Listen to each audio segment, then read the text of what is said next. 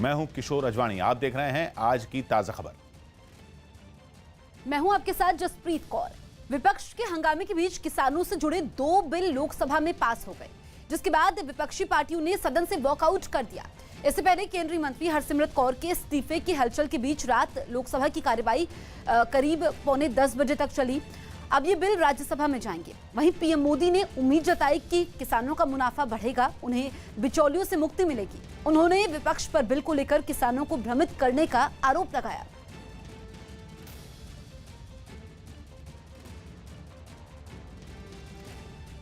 वहीं पीएम मोदी ने खुशी जाहिर करते हुए ट्वीट कर लिखा कि लोकसभा में ऐतिहासिक कृषि सुधार विधेयकों का पारित होना देश के किसानों और कृषि क्षेत्र के लिए एक महत्वपूर्ण क्षण है। ये विधेयक सही मायने में किसानों को बिचौलियों और तमाम अवरोधों से मुक्त करेंगे। इस कृषि सुधार से किसानों को अपनी उपज बेचने के लिए नए नए अवसर मिलेंगे, जिससे उनका मुनाफा बढ़ेगा। इससे हमारे कृषि क्षेत्र को जहां आधुनिक टेक्नोलॉजी का लाभ मिलेगा, वहीं अन्नदाता सशक्त होंगे। वहीं एक ट्वीट में पीएम मोदी ने विपक्ष को निशाने पर लेते हुए लिखा कि किसानों को भ्रमित करने में बहुत सारी शक्तियां लगी हुई हैं। मैं अपने किसान भाइयों और बहनों को आश्वस्त करता हूं कि एमएसपी और सरकारी खरीद की व्यवस्था बनी रहेगी। ये विधेयक वास्तव में किसानों को कई और विकल्प प्रदान कर उन्हें सही मायने में सशक्त करने वाले हैं। विपक्ष के हंगामे के बीच लोकसभा में कृषि सुधार से जुड़े 2 बिल पास हो गए, जिसके विरोध में केंद्रीय मंत्री हरसिमरत कौर बादल ने कैबिनेट से इस्तीफा दे दिया। उन्होंने सरकार पर किसानों की मांगों को अनसुना करने का आरोप लगाया। केंद्र सरकार में शामिल अकाली दल इन अध्यादेशों का लगातार विरोध कर रहा है। देश के और ख़ास तौर के अपने पंजाब के किसानों के साथ जो हज़ारों की गिनती में पिछले कई दिनों से सड़कों में उतरे हुए इस महामारी के समय में अपने जान को जोखिम में डाल के अपनी आवाज़ केंद्र तक पहुंचाने के लिए वो कई दिनों से सड़कों पे संघर्ष कर रहे हैं। उनकी मांग और हमारी मांग भी सिर्फ यही थी कि जो उनकी मन में शंकाएं हैं इस ऑर्डिनेंस के खिलाफ, शायद ये ऑर्डिनेंस किसान के भले में हो, लेकिन जिसके भले में है उनको आश्वासन देना, उनको भरोसा देना और उनको आश्वस्त करना कि उनकी शंकाओं को एड्रेस करना, ये एक मेरा नैतिक फ़र्ज़ और सरकार का फ़र्ज़ बनता था। आज मैं उस सरकार का हिस्सा नहीं होना चाहती थी जिन्होंने इनकी शंकाओं को दूर करे बिना ही इस ऑर्डिनेंस को पास करने का काम किया है। इसलिए मैंने अपने पद से, मंत्री पद से इस्तीफा दिया। जम्मू कश्मीर में श्रीनगर के बटमालू इलाके में हुई मुठभेड़ में सुरक्षा बल ने 3 आतंकियों को ढेर कर दिया। मुठभेड़ के दौरान जवानों पर भारी पथराव और गोलाबारी भी हुई, जिसकी चपेट में आने से एक महिला की मौत हो गई। गोलीबारी और पत्थरबाजी के बीच हमारी टीम भी वहां डटी रही, जो कि खतरे से खाली नहीं था। चारों तरफ से पथराव हो रहा था। मुठभेड़ वाली जगह पर जब फायर ब्रिगेड की एक गाड़ी पहुंची तो कुछ लोगों ने उस पर भी हमला कर दिया। जिस तरीके से आप देख सकते हैं कि यहाँ पे अभी आप देख सकते हैं, इस तरीके से हर तरफ से अभी पत्थर आ रहे हैं और यहाँ पे पुलिस और सीआरपीएफ सिचुएशन को डील करने के लिए लगी हुई है और ये गाड़ी जो है ये बीच में आई है। अलग अलग गलियों से लोगों को जवानों पर पत्थर बरसाते हुए देखा गया। मुठभेड़ में रुकावट डालकर आतंकियों को भगाने की कोशिश भी की गई। पत्थरबाजी लगातार हो रही है और हर तरफ से धमाके हो रहे हैं, क्योंकि यहाँ पे टीयर स्मोक शेलिंग जो हुई बहुत ज्यादा जो है वो की जा रही है, क्योंकि दोनों साइड से जो है यहाँ के पुलिस और सीआरपीएफ पे हमला किया गया। सामने आए एक वीडियो में पत्थर बरसा रहा एक लड़का सुरक्षा बल के हत्थे चढ़ा दिखा।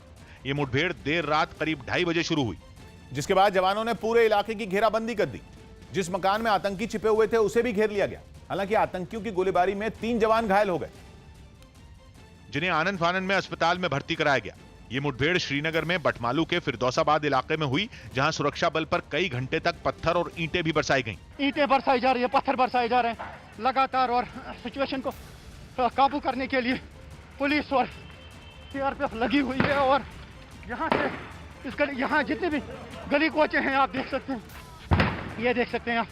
हमले के बावजूद जवानों ने वहां छिपे 3 आतंकियों को मुठभेड़ में ढेर कर दिया। तीनों लोकल टेररिस्ट हैं, तीनों ही साउथ कश्मीर के हैं और तीनों से हथियार पकड़े गए हैं। मुठभेड़ के दौरान हुई फायरिंग की चपेट में आने से एक महिला की भी मौत हो गई, जिसका शव उसके परिवार वालों को सौंप दिया गया।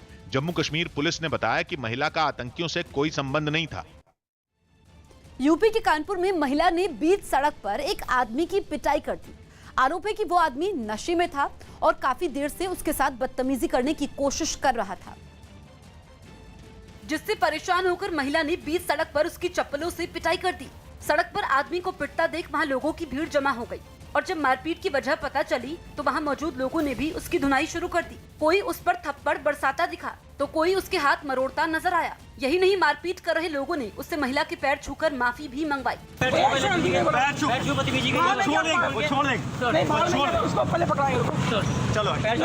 लेकिन लोगों का गुस्सा इतने पर भी शांत नहीं हुआ। इस बीच वहां मौजूद एक दूसरे आदमी ने उसे पकड़ लिया और उस पर थप्पड़ों की बरसात कर दी। इस बीच वो आदमी हाथ जोड़कर महिला से माफी मांगता रहा।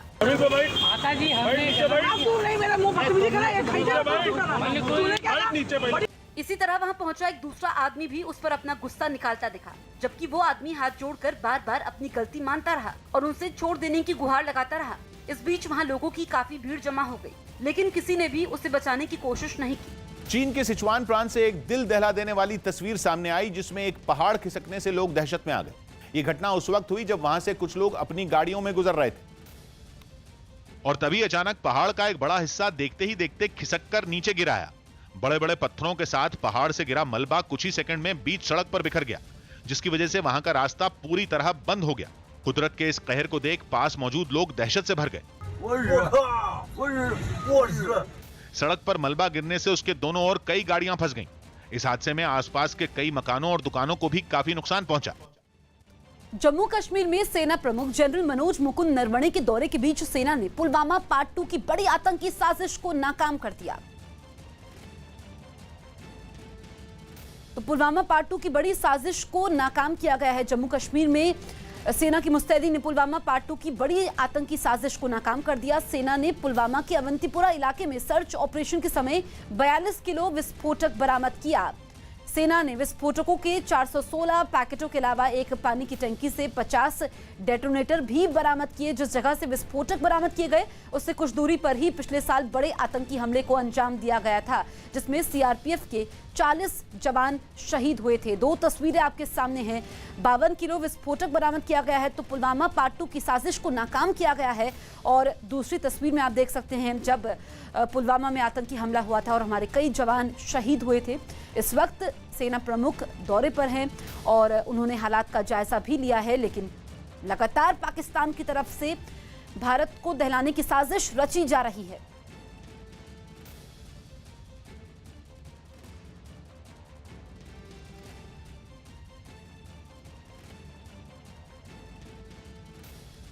तो इस वक्त की बड़ी खबर हम आपको बता रहे हैं। जम्मू कश्मीर में पुलवामा पार्ट 2 की बड़ी साजिश नाकाम की गई है और बताया गया कि सेना ने पुलवामा के अवंतीपुरा इलाके में सर्च ऑपरेशन के समय 42 किलो विस्फोटक बरामद किया।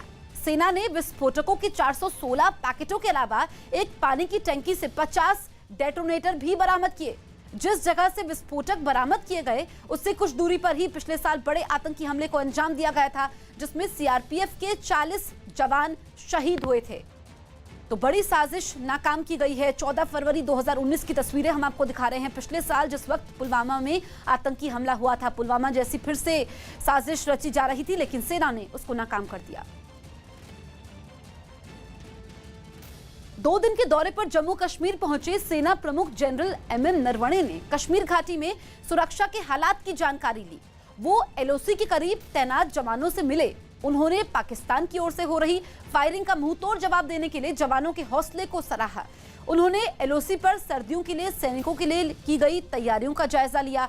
सेना प्रमुख ने जवानों और अधिकारियों से किसी भी चुनौती से निपटने के लिए तैयार रहने को कहा।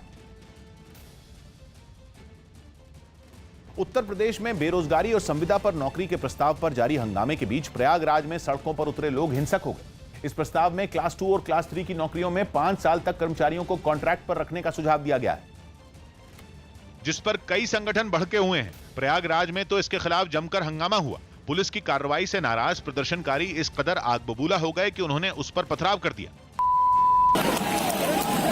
प्रदर्शनकारियों ने रोडवेज की एक बस को भी निशाना बनाया।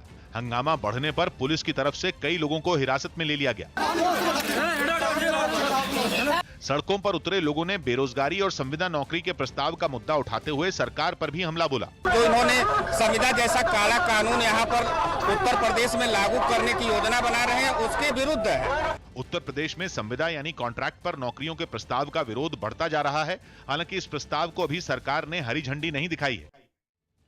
बिहार के गया में सरकारी मदद न मिलने का आरोप लगाते हुए गांव के कुछ लोगों ने नदी पर खुद ही पुल तैयार करना शुरू कर दिया।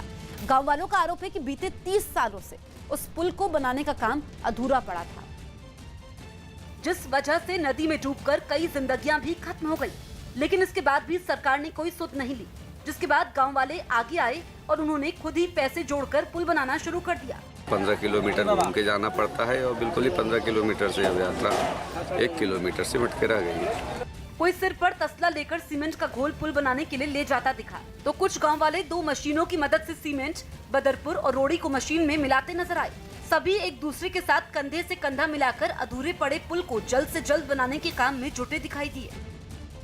पीएम मोदी ने अपने 70वें जन्मदिन पर देश विदेश से मिली ढेरों शुभकामनाओं के लिए धन्यवाद दिया। पीएम ने ट्वीट कर लिखा कि आप सभी की ये शुभकामनाएं मुझे लोगों के जीवन में सुधार लाने के लिए आगे काम करने की शक्ति देती हैं। साथ ही पीएम मोदी ने देशवासियों से अपने जन्मदिन का तोहफा मांगा कि मास्क पहने और 2 गज की दूरी का पालन करते रहें।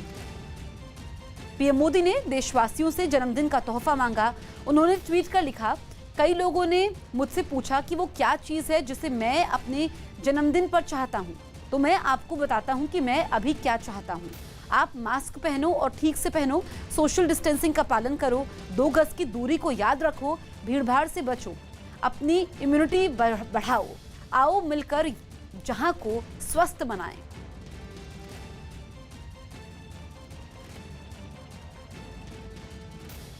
एक ब्रेक ले रहे हैं। ब्रेक से पहले इस वक्त की बड़ी खबरें। विपक्ष के हंगामे के बीच लोकसभा में कृषि सुधार से जुड़े बिल पास। पीएम ने किसानों के लिए फायदेमंद बताते हुए कहा, किसानों को भ्रमित करने में लगी हैं बहुत सारी शक्तियां। कृषि से जुड़े बिल पास होने के विरोध में केंद्रीय मंत्री हरसिमरत कौर ने इस्तीफा दिया। किसानों की मांग नहीं सुनने का लगाया आरोप। चीन को खुश करने के लिए पीओके में पाकिस्तान की नई साजिश। भारत के विरोध को दरकिनार कर गिलगित बाल्टिस्तान को प्रांत का दर्जा देकर चुनाव करवाने की तैयारी। एलएसी पर मुंह की खाने के बाद चीन ने फिर दी गीदड़ भभकी। सरकारी अखबार ग्लोबल टाइम्स ने लिखा, भारतीय सेना के नए उकसावे पर कभी भी बड़ा जवाबी हमला कर सकती है चीनी सेना। जम्मू कश्मीर में सेना ने पुलवामा पार्ट 2 की बड़ी आतंकी साजिश को नाकाम कर दिया। अवंतीपुरा में नेशनल हाईवे के पास 52 किलो विस्फोटक बरामद। हरियाणा के रेवाड़ी में पाकिस्तान के लिए जासूसी के आरोप में सेना का एक कर्मचारी गिरफ्तार। जयपुर में सेना की इंजीनियरिंग विंग में तैनात था। चीन की शह पर नेपाल ने उत्तराखंड के देहरादून और नैनीताल पर की दावेदारी। भारत के खिलाफ लोगों को भड़काने के लिए चीन ने नेपाल के कुछ संगठनों को बांटी मोटी रकम। आज बिहार को बड़ी सौगात देंगे पीएम मोदी। वीडियो कॉन्फ्रेंसिंग के जरिए ऐतिहासिक कोसी रेल महासेतु के उद्घाटन समेत 13 रेल परियोजनाओं की करेंगे शुरुआत।